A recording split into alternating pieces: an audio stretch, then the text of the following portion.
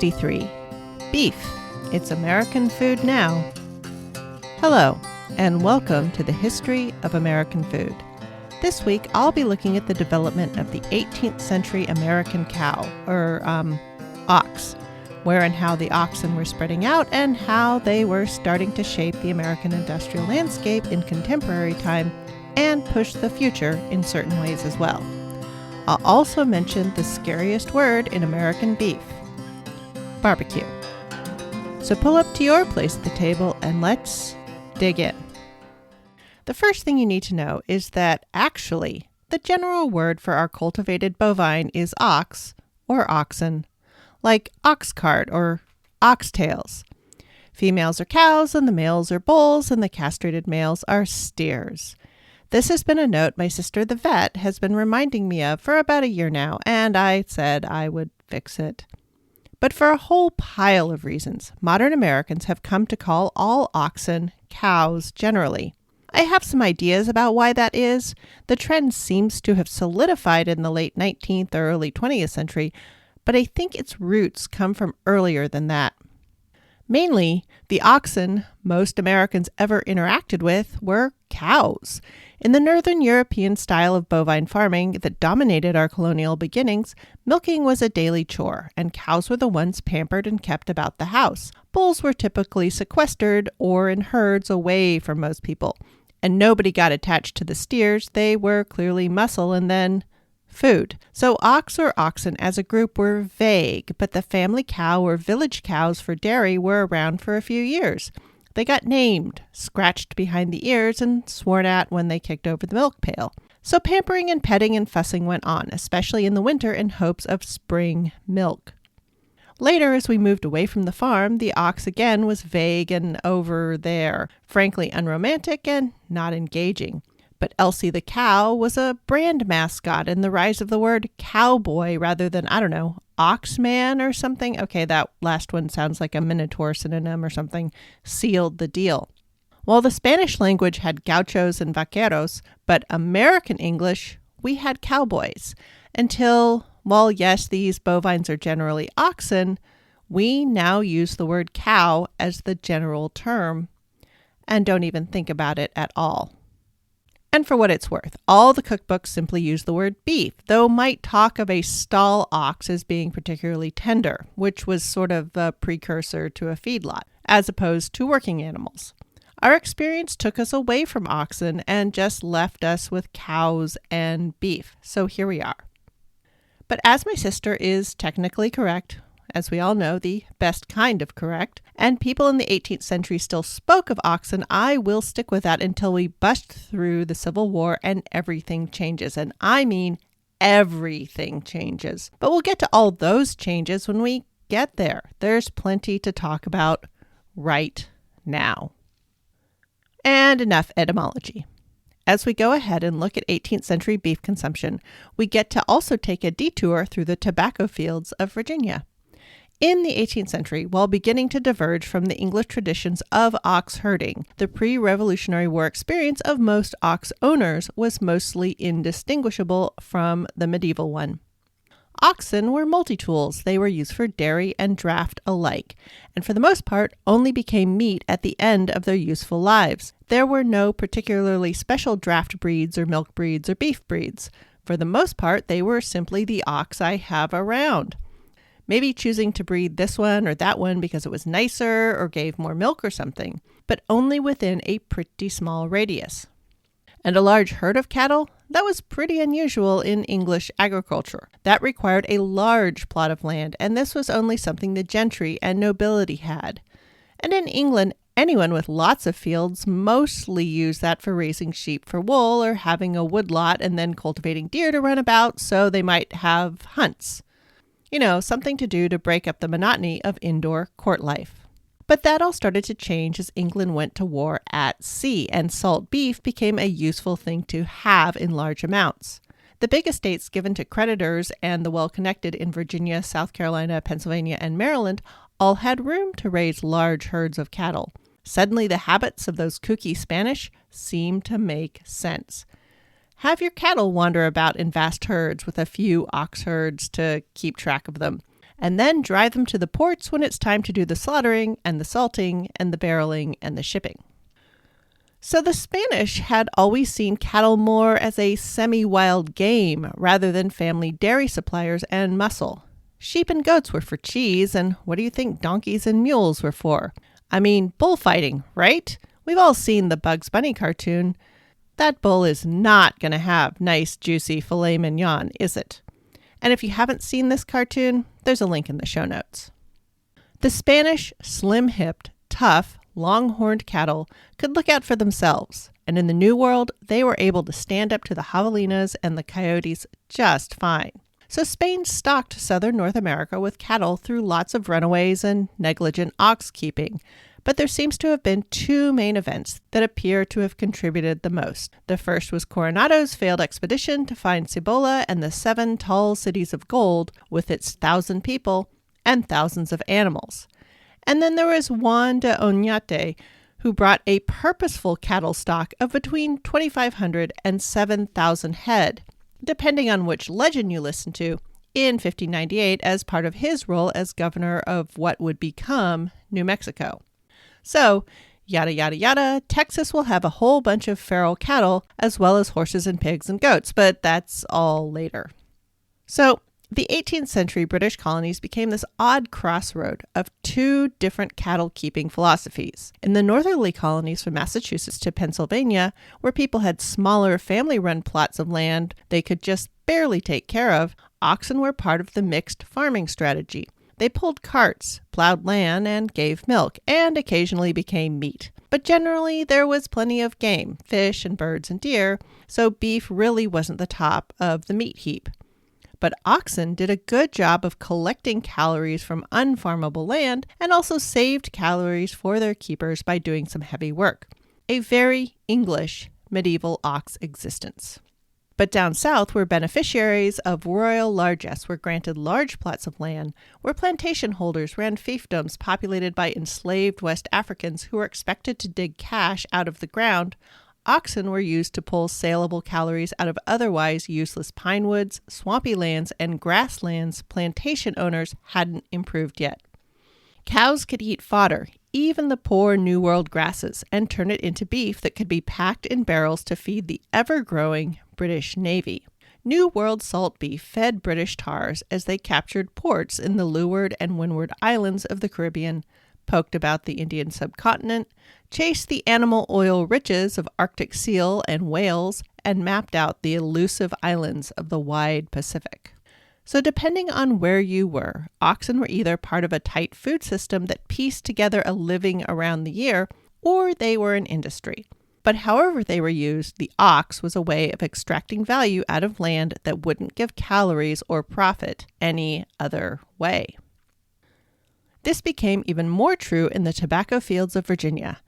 Tobacco, of course, is a native plant to the Americas, and like every plant with a wide range, there are a range of species, which are considered more or less valuable to human users. The tobacco of the North American colonies was certainly considered in Europe to be superior to no tobacco at all, but after sampling tobaccos from future Mexico, the Caribbean, and around the Chesapeake, it was determined that Caribbean tobaccos were superior and became the favored type in Virginia cultivation.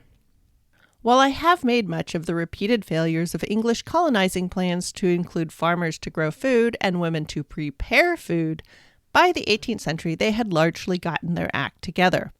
Partly because enough people had come out on their own, and partly because other Europeans who were farmers were having a hard time in their own country, so decided to make a go of the English New World. And partly because England was making it big in the trade of African captives. Remember, ever since 1660, when the Stuarts and the City of London formed the Royal African Company, they leaned hard into this more profitable, if thoroughly morally degraded, way to supply labor to the New World colonies than all those pesky indentures.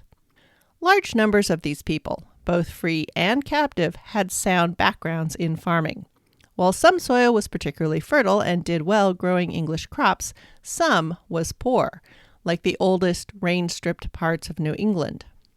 But some specifically the flats around the Chesapeake Bay, which had been fed by thousands of years of rich fish runs spawning and dying upstream, were, quote, too rich, unquote, to grow the cereal grains of England. The nitrogen content of the soil was frankly too high. What was needed was a greedy crop that would pull the excessive nutrients out of the soil. And tobacco, Caribbean tobacco specifically, was just that crop. The English, as well as the European, and then North African, then Levantine, and eventually the Arabian, Persian, and finally Asian madness for the wicked weed, made tobacco the gold rush of its day. And to feed this apparently endless maw, the worst and least sustainable type of farming happened. Trees were hacked down and burned. The soil was left naked and open to the weather. During the first century of the tobacco rush, an entire layer of Virginia washed off the land and into the Chesapeake Bay, changing it over the next 2 centuries from a fairly deep-water, oyster-carpeted sound to a silt-choked, gasping body of water. Early drawings show sailing craft tied up to trees along the shore in places that now have mud-flat beaches that extend yards and yards into the ocean, with bars and shoals that must be dredged to let through cargo ships, though they still get caught on occasion. So yes, after a few years of having the nutrients sucked out of the dirt in one farm plot, the tobacco wouldn't grow so well. And this now worthless land, well, to the tobacco speculator anyway, it would be sold off to grain farmers. But again, since Virginia farming typically was largely a cash proposition, the soil was mined once again for what profit it might yield, growing grain before it was exhausted for that use as well. What to do with soil too poor to grow tobacco, and even wheat or oats or rye? At this point, it was only good for fodder, plain old grass. And so the third use for exhausted tobacco land became the raising of oxen and, well, cows. And yes, I really mean cows in this case. Following behind tobacco came Virginia dairies. The semi-feral meat cattle herds that seemed to surround dairy farms, those would be salted and sent to feed navies or the planters on the sugar plantations and factories of Barbados and Jamaica. The enslaved were fed on salt fish from the cod fleets of Boston.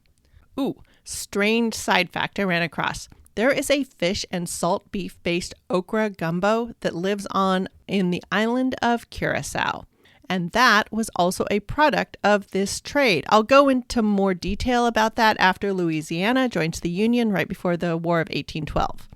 Anyway, the tobacco land that was paid so dearly for would be degraded and then eventually host dairies, which realistically they needed to do. For the Chesapeake port cities with its dock workers, warehouse workers, and the swath of tobacco farmers and the people they enslaved all needed to eat. Not to mention all the shipping that was picking up not only goods to ship elsewhere, those boats also needed to resupply. As a result, anywhere there was particularly active shipping was also developing similar cattle depots that would collect beef for the shipping trade during an annual slaughter. So the surplus oxen from surrounding farms would be collected and driven to places like Philadelphia, the southern end of Manhattan, Charleston, New London, and Providence. And salt beef from the colonial countryside would fill up ships' stores right next to those kegs of rum. But there was also something else emerging on the colonial beef scene besides supplying the explosive growth of the British Navy and British shipping, and continuing the tradition of cows doing their life cycle alongside farmers on their farms. This was the tradition of the beefsteak, and it had come to the colonies. Steak, as a cut of meat, was becoming a thing regular people started to encounter. Back in jolly old England, there were the Beefeaters. Now, most of us, if we know anything about them, they're all jumbled up in our heads with orange marmalade and martinis.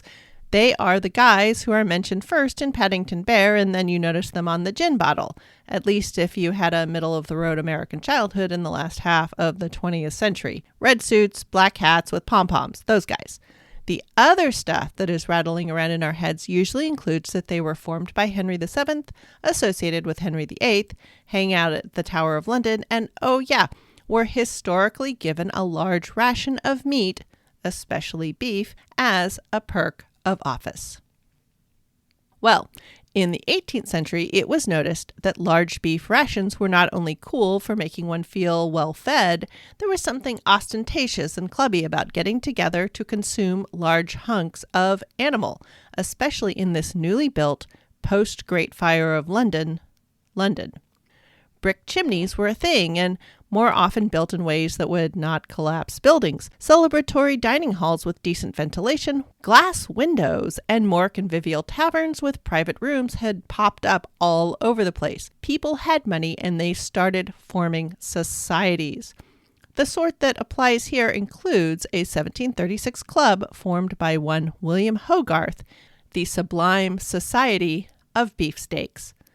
See, the whole knights in armor and getting together to hold jousts and melees, to fight each other with weapons, risking life and limb had really mostly gone out after that really embarrassing thing where King Henry VIII had gotten that leg wound from jousting that would just never heal, and he more or less suffered from it for the rest of his life.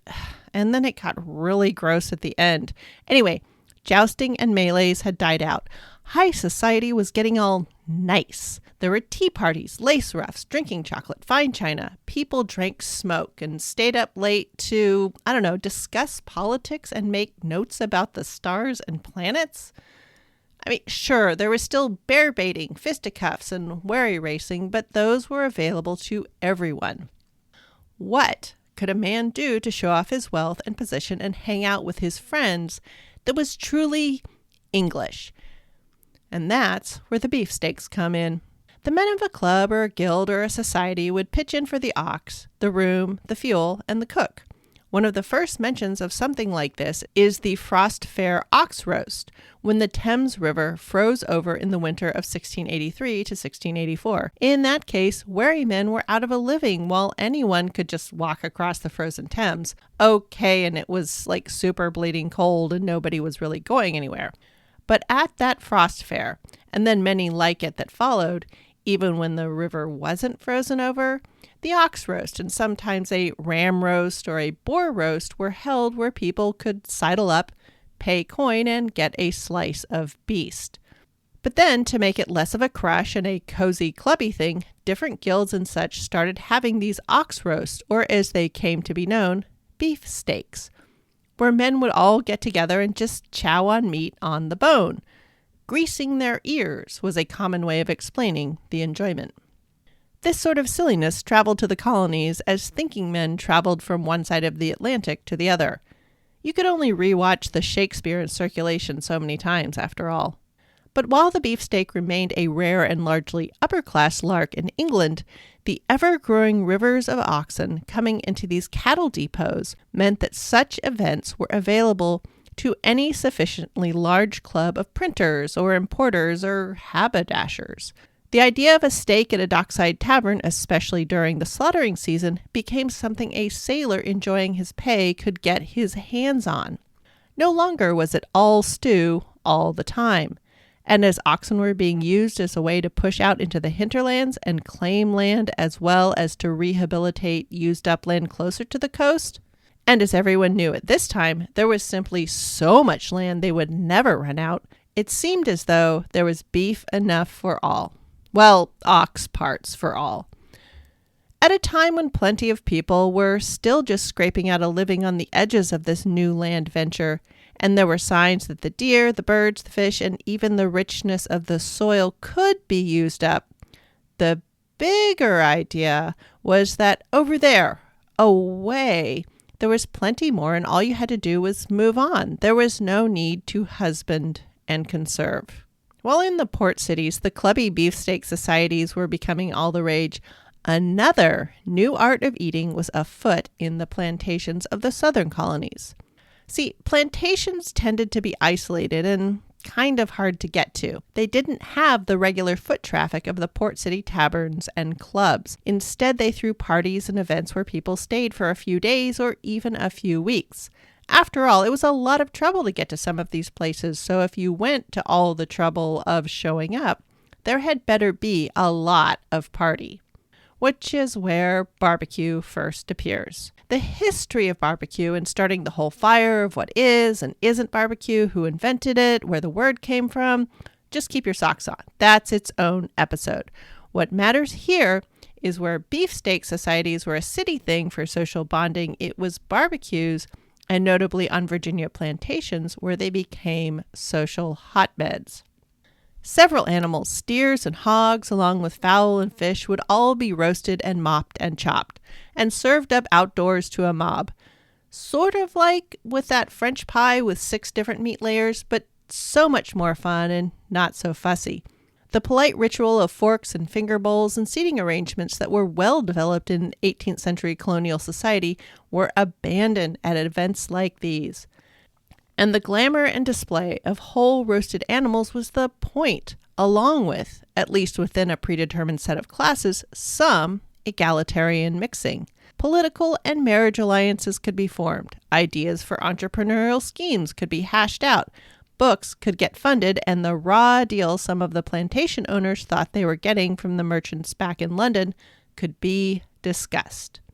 And even though steaks were starting to win out over spoon meat and gobbets, the entire ox was still eaten. Tripes and kidneys and lights and udders and all. And lots of people didn't eat steak. They continued to spoon up stew meat in gobbets. But the sort of people who did eat cuts of beef and the frequency with which they might get a nice slice of tongue or carry a beef pie with them on the road was so much more than it had been back on the home island. The French military might have called the English les roast beef in much the same way the English soldiers called the French frogs. But it was the colonists who were truly looking to make the roast beef, and really the beef steak, their meal of preference. Hunting was fine for those rough and tumble frontiersmen, but for the thinking man, the man of the city, or the master of an agricultural estate, beef from these improved colonial lands was a very proper food. As the colonies became more the home of the businessman, the lawyer, the merchant, the thinker, hunting for food, foraging even, moved out of the cool column, since it was clear anyone could do it if they wanted to. Farming was much more sophisticated, required more organization and rigor, more civilization. Living in the wild was starting to lose its fashionableness, and taming the land was in. And the ox was really good for that. Next week, we will go back and take a closer look at these dairy operations that were establishing themselves, and specifically consider the development of markets around cheese, butter, and even fresh milk and cream. We'll get to find out what a dairymaid's life was all about and why a bottle of cold milk hanging about in the kitchen to quench your thirst is still absolutely not possible yet. Thanks for listening. Any questions or quibbles will reach me by email at thehistoryofamericanfood@gmail.com or on Twitter @THOAFood, where I am most active. A few words to review this podcast on your favorite podcast widget really do make a difference and help me more visible to the food and history curious alike. Show notes for this episode will be at thehistoryofamericanfood.blogspot.com, along with promised pictures and links, including a cartoon this time. I'll also include any interesting media I consumed for the episode. Music for this podcast is Fingerlympics by Dr. Turtle, and the link to the show notes is also in the show's Twitter and Insta bios @THOAFood and in the show description.